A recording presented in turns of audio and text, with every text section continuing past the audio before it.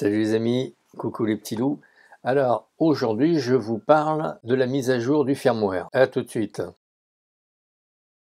Alors pourquoi faire la mise à jour de ces firmware régulièrement? Eh bien tout simplement parce qu'à un moment donné, surtout avec les hybrides, on a de nouvelles fonctions. On a une amélioration des fonctions déjà existantes. Alors je vous donne un exemple tout bête. La 4K 60 images par seconde. Avant, on n'avait pas cette fonction-là. On avait la 4K 30 images, mais pas la 4K 60 images par seconde. Par exemple, vous avez l'amélioration des fonctions déjà existantes. Par exemple, l'autofocus. Dans la dernière version 1.1, qui date du 25 février, eh bien, nous avons l'amélioration de l'autofocus. Je vais peut-être me référer à mon tableau synoptique, parce qu'il y a beaucoup de choses à retenir et des coordonnées un peu techniques, donc je vais me fixer un petit peu sur le tableau qui est derrière. Veuillez m'en excuser. Alors, il y a l'ajout de la 4K, donc 60 images, 50 images par seconde, dans le menu de prise de vue vidéo. On nous conseille, on reçoit aussi des conseils, comme par exemple la carte à utiliser, le débit qu'elle doit avoir. Là, par exemple, avec la 1.1, on nous conseille d'avoir des cartes qui ont un débit de 250 mégas seconde.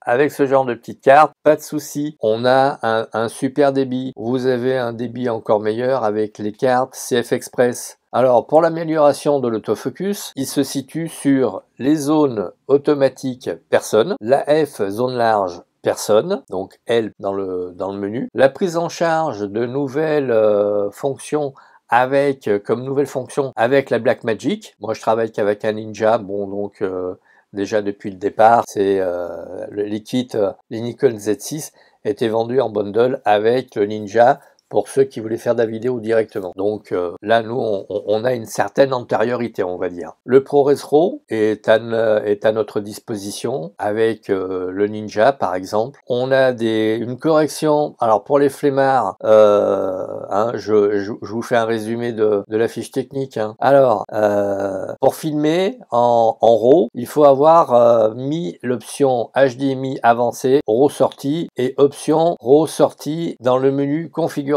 en fonction du type d'enregistreur que l'on a, Ninja ou Blackmagic par exemple. Nous avons aussi des corrections pour la poignée MB-N11 qui pouvait amener un bug avec l'utilisation de SnapBridge. Alors pour votre information, LF est le firmware pour la mise à jour de l'objectif. S pour la mise à jour du firmware pour le flash. W pour la radiocommande. MA pour l'adaptateur de monture. Et CA ou B pour la version actuelle de votre firmware en ce qui concerne le Z7 II. Pour le Z6, c'est simplement le firmware C. Alors, pour les feignants, je vous mets en description les liens pour la mise à jour vers le nouveau firmware pour le Z7 II et le Z6 II, hein, petit vénard. Il est absolument nécessaire de faire la mise à jour des firmware régulièrement.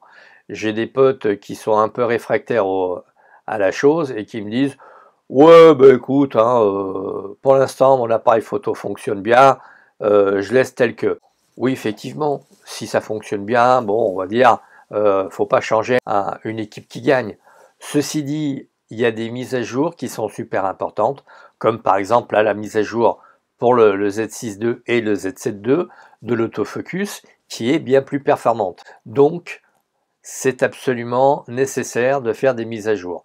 Et puis, vous avez des informations lorsque vous allez sur le site de téléchargement, vous avez des informations que vous n'avez nulle part ailleurs. Donc, je vous conseille vivement, de temps en temps, alors bon, si vous suivez ma chaîne, eh bien, vous aurez l'information, on va dire, qui colle assez près à l'actualité. Pour les autres, eh bien, ma foi, tant pis pour leurs pieds, hein, voilà. Ils n'ont qu'à suivre mes vidéos et les lire jusqu'à la fin. Sur ce, les amis, faites de belles photos, continuez à liker, partager, abonnez-vous, faites abonner. Merci pour votre écoute et à très vite.